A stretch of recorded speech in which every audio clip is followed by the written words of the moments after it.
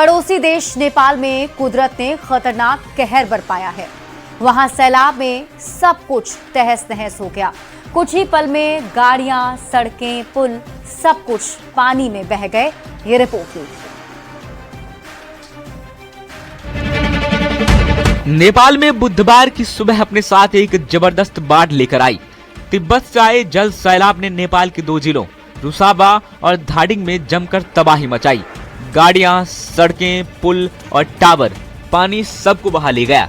अधिकारियों ने बताया कि तिब्बत की ओर से आई बाढ़ सुबह करीब 9 बजे भोटे कोशी नदी में उफान के साथ आई। इससे रुसाबा और धादिङ के साथ साथ काठमांडू के पास का नुवाकोट जिला भी प्रभावित हुआ। अचानक आए इस जल सैलाब के बाद सर्च और रेस्क्यू ऑपरेशन चलाने के लिए नेपाल की सेना ने 12 हेलीकॉप्टर तैनात किए हैं। त्रिशूली में मिलिट्री सेंटर को अस्थायी अस्पताल बनाया गया। अचानक ये कैसे हुआ, अभी तक इसके बारे में साफ तो कुछ सामने नहीं आया है। हालांकि अधिकारियों का कहना है कि रुसाबा में बारिश के कारण तो बाढ़ नहीं आई। उनका मानना है कि तिब्बत की ओर भारी बारिश या एवलांच के कारण ऐसा हुआ है।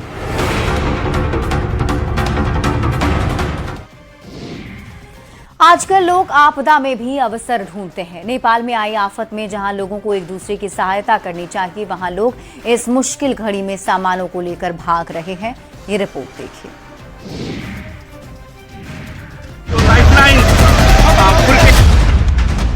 नेपाल में कुदरत ने ऐसा कहर बरपाया कि मकान के मकान बह गए, सामान बह गया, सड़कें सैलाब में डूब गईं। एक तरफ इस प्राकृतिक आपदा के बाद भारत समेत दुनिया के कई देश मदद के हाथ बढ़ा रहे हैं। इंसानों की जान बचाने और नेपाल को इस मुश्किल घड़ी से निकालने की कोशिश हो रही है। लेकिन दूसरी तरफ इसी तबाही में कुछ लोग आपदा में अवसर तलाशते नजर आए। बाढ़ का पानी कमर से ऊपर था, जान जोखिम में थी, लेकिन लोगों की नजरें थीं गैस सिलेंडर और लकड़ियों पर। पानी में सामान इकट्ठा हुआ तो भीड़ भी जुट गई। कोई तैरकर पहुंचा, कोई पानी में छलांग लगाकर सिलेंडर खींच लाया। किसी के हाथ एक सिलेंडर लगा तो कोई 2-2 सिलेंडर कंधे पर लाद कर निकल पड़ा। और हद तो तब हुई जब लूटे गए सिलेंडर को लेकर 2 लोग आपस में भिड़ गए। बहस हुई, खींचतान हुई। आसपास के लोगों ने किसी तरह मामला शांत कराया। वैशाली इस समय कुदरत के कहर को झेल रहा है। ऐसी त्रासदी आई है कि घर से लेकर गलियों तक सब पानी पानी हो गया है। ये रिपोर्ट देखिए। वैशाली जिले के देसरे प्रखंड अंतर्गत गनियारी गांव में गंगा नदी के बढ़ते जलस्तर ने भारी तबाही मचाई हुई है। नदी के विकराल रूप धारण करने से पूरा इलाका चारों तरफ से बाढ़ के पानी में पूरी तरह से घिर चुका है। गांव की मुख्य सड़कों से लेकर के गलियों तक सब कुछ तालाब जैसा नजर आ रहा है। हालात इतने बेकाबू हो चुके हैं कि लगभग हर घर में कई फीट तक बाढ़ का पानी प्रवेश कर चुका है, जिससे ग्रामीणों की मुश्किलें चरम पर पहुंच गई हैं। बाढ़ की इस भयावह स्थिति की वजह से पूरा गांव वीरान सा हो गया है। कोई बड़ी अनहोनी ना हो, इसके लिए ग्रामीण अपने जरूरी घरेलू सामानों, मवेशियों और बच्चों के साथ अपने पक्के आश्रय छोड़ करके ऊंचे और सुरक्षित स्थानों की ओर पलायन करने को मजबूर हो गए हैं। ड्रोन कैमरों से ली गई तस्वीरों में चारों तरफ केवल पानी ही पानी नजर आ रहा है। लोगों की बेबसी को देखते हुए महनार एसडीएम के नेतृत्व में प्रशासनिक टीम ने खुद ग्राउंड जीरो पर पहुंचकर पूरी कमान संभाल ली है। कोई भी क्षेत्र हो, बिहार की बेटियां अपना लोहा मनवाने में कोई कसर नहीं छोड़ती। वो देश के साथ साथ प्रदेश का नाम भी रोशन कर रही हैं। ये रिपोर्ट देखिए। नई दिल्ली के तालकटोरा इंडोर स्टेडियम में आयोजित 20वीं all India independence cup karate championship में वैशाली की नन्ही बेटियों ने अपने शानदार खेल से पूरे बिहार का नाम रोशन कर दिया है। प्रतियोगिता में अपनी प्रतिभा का लोहा मनवाते हुए जिले की 2 बालिकाओं ने 1 स्वर्ण और 1 कांस्य पदक पर कब्जा जमाया। हाजीपुर के आदलवरी निवासी अमोल कौशिक की 9 वर्षीय बेटी प्राची राज ने सब जूनियर 35 किलो से अधिक भार वर्ग में दिल्ली, गुजरात और उत्तर प्रदेश जैसे मजबूत टीमों के खिलाड़ियों को मात दे करके गोल्ड मेडल अपने नाम किया। तो वहीं बुद्धा कॉलोनी निवासी बिस्वादीप की 8 वर्षीय पुत्री नमामि कश्यप ने सब जूनियर 30 किलोग्राम भार वर्ग में जबरदस्त परिपक्वता और साहस का परिचय देते हुए ब्रॉन्ज मेडल जीता। ये मेडल दोनों खिलाड़ी वॉरियर मार्शल आर्ट्स एकेडमी में पसीना बहाने का नतीजा है। दोनों बेटियों की ये ऐतिहासिक जीत साबित करती है कि सही मार्गदर्शन और अनुशासन के बल पर बिहार की बेटियां किसी भी मंच पर परचम लहरा सकती है। सोचिए, जिस पति ने अपनी पत्नी को पाई पाई जोड़कर पढ़ाया, सरकारी नौकरी लगते ही वो पत्नी अपने पति का धन्यवाद करने की जगह उसको धोखा देकर भाग गई। ये रिपोर्ट देखिए।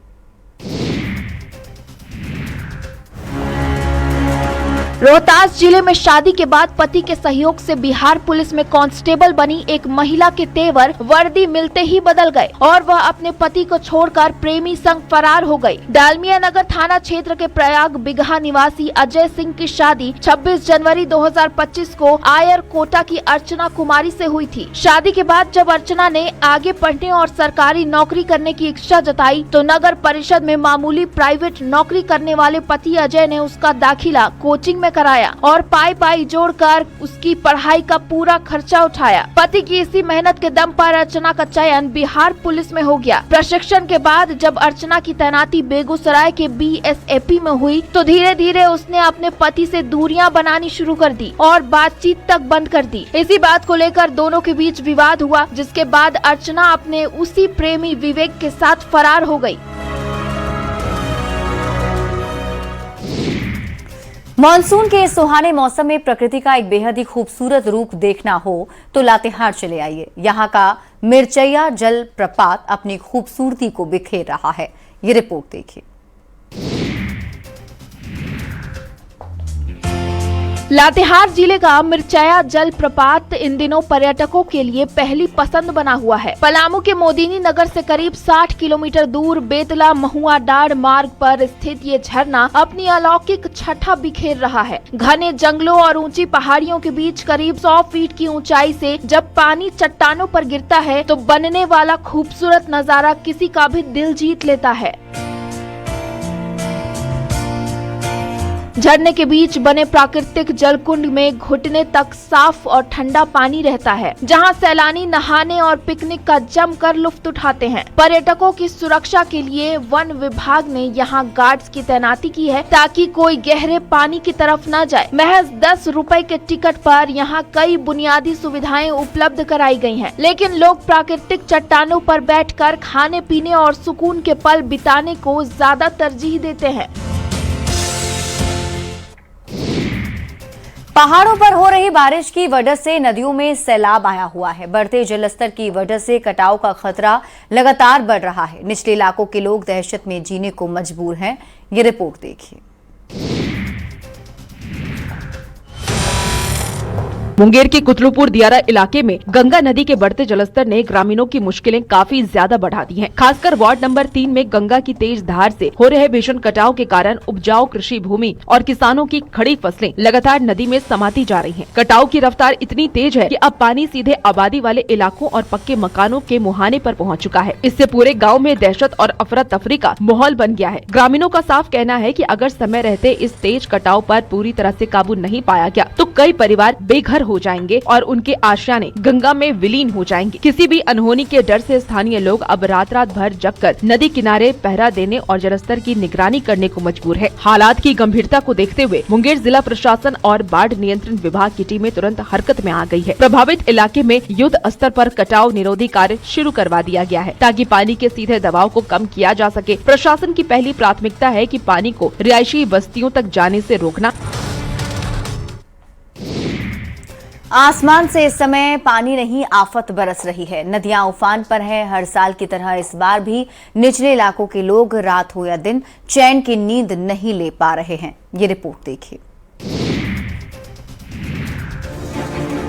गंगा के जलस्तर में हो रही लगातार बढ़ोतरी के बाद लखीसराय जिले के हरुहर और क्यूत नदी भी पूरे उफान पर आ गई है। नदियों के बढ़ते जलस्तर के कारण पिपरहिया प्रखंड के दियारा क्षेत्र के निचले इलाकों में बाढ़ का पानी बड़ी तेजी से फैलने लगा है। चारों तरफ तबाही का मंजर नजर आ रहा है। बाढ़ का गंदा पानी खेतों में घुसने से किसानों के सैकड़ों बीघे में लगी हुई सोयाबीन, मक्का और हरी सब्जियों की फसलें पूरी तरह से जलमग्न होकर बर्बाद हो चुकी हैं। अपनी आंखों के सामने मेहनत की गाढ़ी कमाई डूबते देख अन्नदाता बेहद परेशान और मायूस हैं। रामचंद्रपुर गांव के स्थानीय किसानों का कहना है कि पानी का फैलाव इतनी तेजी से हो रहा है कि फसलों के भारी नुकसान के साथ साथ अब मवेशियों के लिए चारे का गंभीर संकट भी खड़ा हो गया है। हालात इतने विकट हो चुके हैं कि किसान अपनी जान को जोखिम में डालकर गहरे पानी के बीच से पशु चारा लाने को मजबूर हैं। बाढ़ के इस दोहरे संकट से जूझ रहे बेबस किसान अब जिला प्रशासन से जल्द राहत सामग्री पहुँचाने और उचित मुआवजे की गुहार लगाते नजर आ रहे हैं। रोहतास का सिकरिया डैम अपनी प्राकृतिक खूबसूरती को संजोए बैठा है। हरे भरे पहाड़ों के बीच ये खूबसूरत डैम हिल स्टेशन जैसी फीलिंग दे रहा है। ये रिपोर्ट देखिए।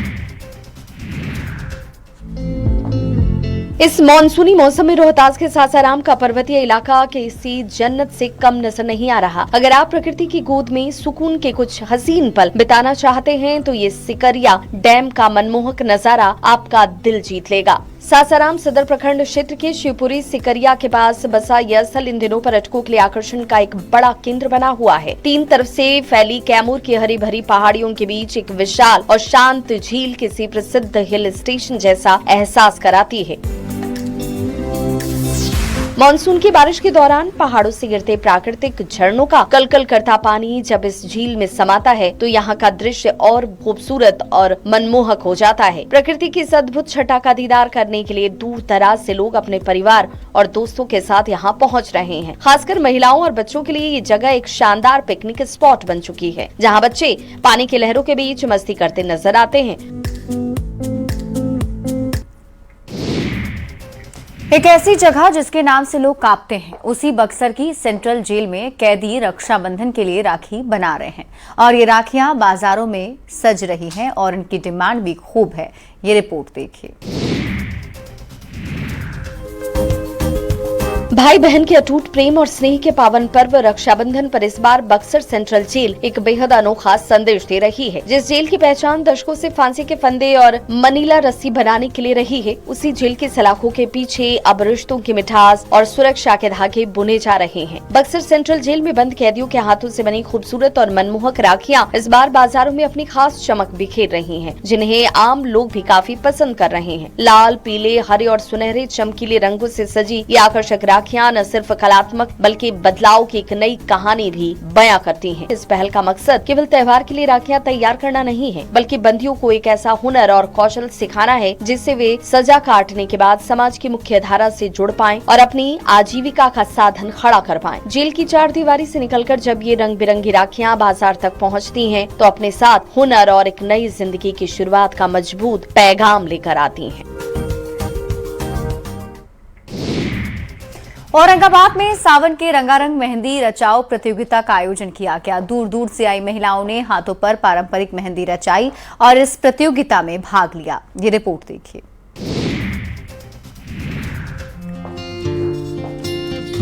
औरंगाबाद में सावन के पावन महीने के बीच चैम्बर ऑफ कॉमर्स की ओर से सावन महोत्सव के अंतर्गत एक भव्य और रंगारंग मेहंदी रचाओ प्रतियोगिता का आयोजन किया गया। इस खास मौके पर पूरा माहौल उत्सव और परंपरा के रंग में रंगा नजर आया। प्रतियोगिता में जिले के शहरी और ग्रामीण इलाकों से पहुंची सैकड़ों महिला कलाकारों ने पूरे उत्साह के साथ हिस्सा लिया और अपनी हथेलियों पर पारंपरिक, अरेबिक, ब्राइडल और आधुनिक डिजाइनों के जरिए अपनी अद्भुत रचनात्मकता का शानदार प्रदर्शन किया। प्रतियोगिता के दौरान कला के अनुभवी निर्णायकों की एक विशेष टीम ने हर प्रतिभागी के डिजाइन की गहनता से मूल्यांकन की। बेहद कड़े और रोचक मुकाबले के बाद उत्कृष्ट प्रदर्शन के आधार पर शीर्ष 3 सर्वश्रेष्ठ कलाकारों का चयन किया गया, जिनकी कला ने निर्णायकों के साथ साथ वहां मौजूद दर्शकों का मन भी मोह लिया। कार्यक्रम के भव्य समापन समारोह में संस्था के वरिष्ठ पदाधिकारियों द्वारा इन तीनों विजेता कलाकारों को पारंपरिक अंगवस्त्र, सम्मानजनक प्रशस्ति पत्र और आकर्षक मोमेंटो प्रदान कर सम्मानित किया। पुलिस के जवान हमेशा हमारी रक्षा में तत्पर रहते हैं, लेकिन उनको अगर अनुकूल सुविधाएं नहीं मिलेंगी तो फिर वो काम कैसे कर पाएंगे। इसी बात को ध्यान में रखते हुए राजधानी पटना के आलमगंज थाना को नया भवन मुहैया कराया गया। ये रिपोर्ट देखिए।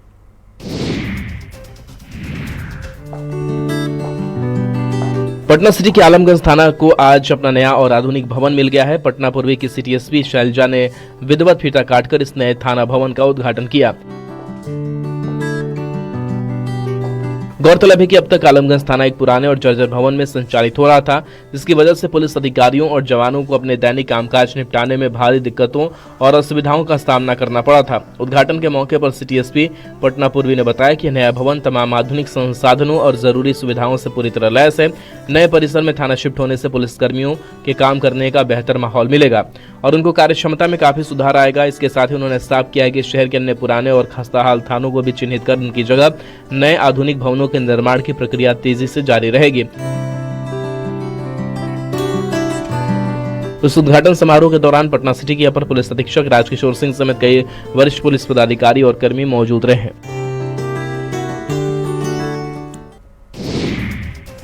रक्षाबंधन का त्योहार भाई बहनों के प्रेम का त्योहार है और इस पावन पर्व के स्वागत के लिए बाजार भी सज गए हैं। दुकानदार से लेकर ग्राहक तक हर कोई इस पर्व को मनाने के लिए काफी उत्सुक है। ये रिपोर्ट देखिए।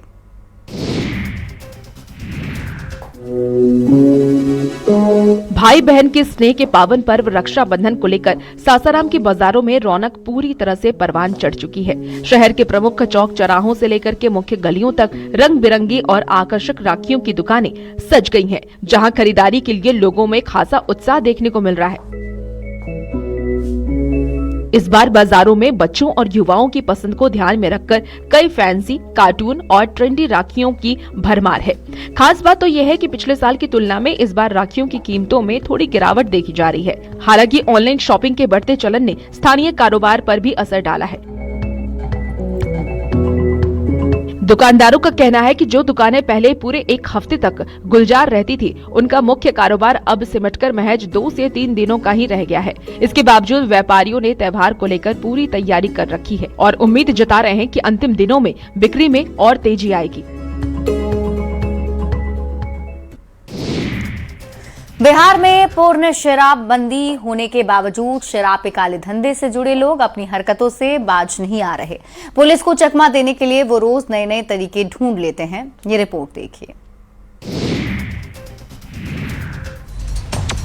गया के शेर घाटी में बहेरा थाना पुलिस ने शराब तस्करों के एक बड़े और शातिर नेटवर्क का भांडाफोड़ किया है। पुलिस ने वाहन जांच के दौरान मकई के भुट्टो के पीछे छिपाकर लाई जा रही 1017 लीटर विदेशी शराब की खेप बरामद की है, जिसकी बाजार में अनुमानित कीमत 10 लाख रुपए से भी अधिक बताई जा रही है। बहेरा थाना गेट के सामने मिली गुप्त सूचना के आधार पर पुलिस ने एक संदिग्ध पिकअप वैन को रोककर तलाशी ली। ऊपर से देखने में गाड़ी में सिर्फ मकई के भुट्टे लदे नजर आ रहे हैं, लेकिन जब पुलिस कर्मियों ने गहन जांच की तो भुट्टो के नीचे भारी मात्रा में विदेशी शराब की पेटियां बरामद हुई। पुलिस के मुताबिक ये खेप पड़ोसी राज्य झारखंड के राज्य से लौटकर पटना लाई जा रही थी। मौके से गिरफ्तार पिकअप चालक की पहचान झारखंड के चतरा जिला निवासी 32 वर्षीय प्रदीप कुमार के रूप में हुई है। पुलिस ने वाहन और शराब को जब्त कर आरोपी को हिरासत में ले लिया है और अब इस अंतर्राज्यीय शराब तस्करी सिंडिकेट के पूरे नेटवर्क को खंगालने में जुटी है।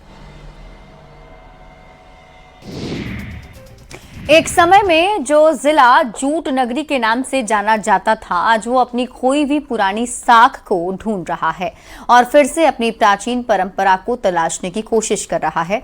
ये रिपोर्ट देखिए।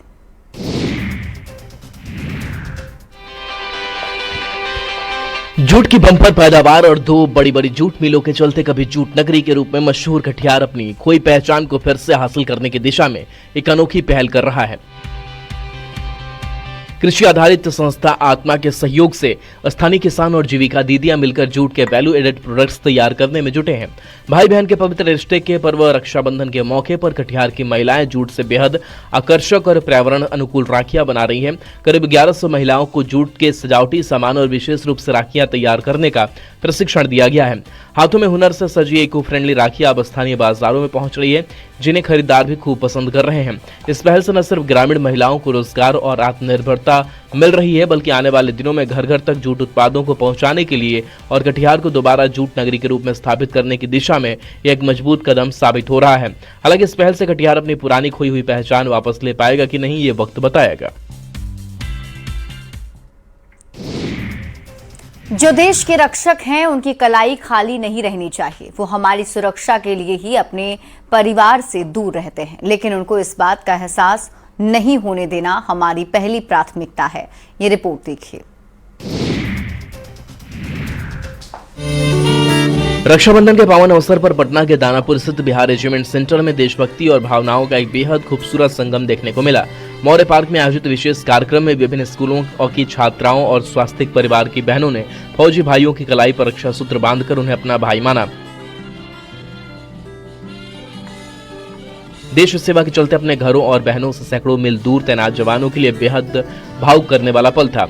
छोटी छोटी बच्चियों ने जवानों को राखियां बांधी और अपने हाथों से बनाए शुभकामना कार्ड को भेंट किया, जिससे जवानों के चेहरे पर खुशी साफ नजर आई। इस खास मौके पर बिहार रेजिमेंट सेंटर के उप समादेष्टा संजीव कुमार, मेजर जयवीर और ऑनरेरी लेफ्टिनेंट प्रकाश चंद्र अरिसल समेत कई अन्य अधिकारी मौजूद रहे। कार्यक्रम के दौरान सेना के बैंड की देशभक्ति धुनों और भारत माता के जयकारों से पूरा परिसर गूंज उठा। छात्राओं ने जवानों का मुंह मीठा कराकर राखी बांधी। इसके अलावा सरहद पर देश की सुरक्षा में मुस्तैद फौजी भाइयों के लिए भी रक्षा सूत्र और संदेश भेजे।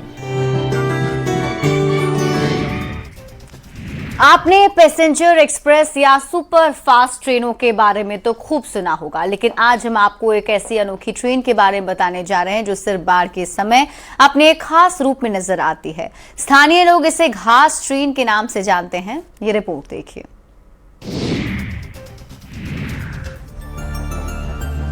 भले ही रेलवे बोर्ड ने पैसेंजर ट्रेन को नाम न दिया हो, लेकिन खगड़िया के फरकिया इलाके के लोगों के लिए यह ट्रेन वाकई घास ट्रेन बन चुकी है। दरअसल नदियों का जलस्तर बढ़ते ही निचले इलाकों में बाढ़ का पानी भर जाता है, जिससे क्षेत्र में हरे चारे का भीषण संकट खड़ा हो जाता है। ऐसे में बेबस पशुपालक अपने मवेशियों की भूख मिटाने के लिए दूसरे जिलों के सूखे इलाकों में तलाश में निकल पड़ते हैं। सुबह होते ही फरकिया के पशुपालक समस्तीपुर पैसेंजर ट्रेन में सवार होकर पहरजा स्टेशन पहुंचते हैं। दिन भर कड़ी धूप में खेतों से चारा हटाकर गठरिया तैयार करते हैं और फिर उसी पैसेंजर ट्रेन की अलग अलग बोगियों में घास लादकर वापस अपने गांव लौटते हैं। खगड़िया स्टेशन पर खड़ी समस्तीपुर सहरसा पैसेंजर ट्रेन का नजारा देखकर आप दंग रह जाएंगे। ट्रेन के गेट से लेकर फर्श और यहां तक कि शौचालयों तक में सिर्फ और सिर्फ हरी घास की गठरियां भरी नजर आती हैं। पशुपालकों का कहना है कि हर साल बाढ़ के मौसम में अपनी मवेशियों को जिंदा रखने के लिए उन्हें धक्का देने वाली जद्दोजहद करनी पड़ती है। गैंगस्टर वाले गाने बनाने वाले मशहूर हरियाणवी सिंगर अंकित बलियान की गोली मारकर हत्या कर दी गई। जिम के बाहर सिंगर पर बदमाशों ने ताबड़तोड़ गोलियां बरसाई हैं। ये रिपोर्ट देखिए।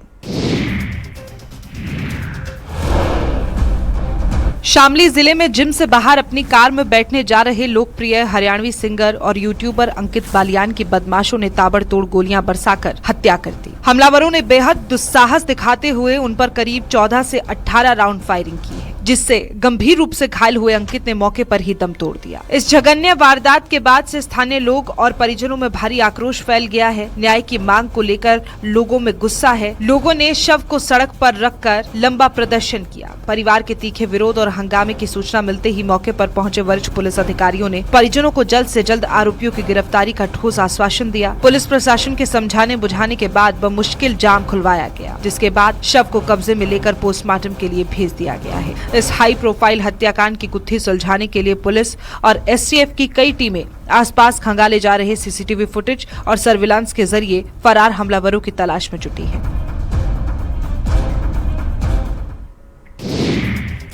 देखिए, आप जिस सोसाइटी में रहते हैं उस सोसाइटी में ड्यूटी पर तैनात गार्ड्स आपकी ही सुरक्षा के लिए लगे होते हैं, तो उनके साथ सम्मान से पेश आना चाहिए। उनके साथ ऐसे बर्ताव मत करिए जैसा ग्रेटर नोएडा के इस गालीबाज महिला ने किया। ये रिपोर्ट देखिए।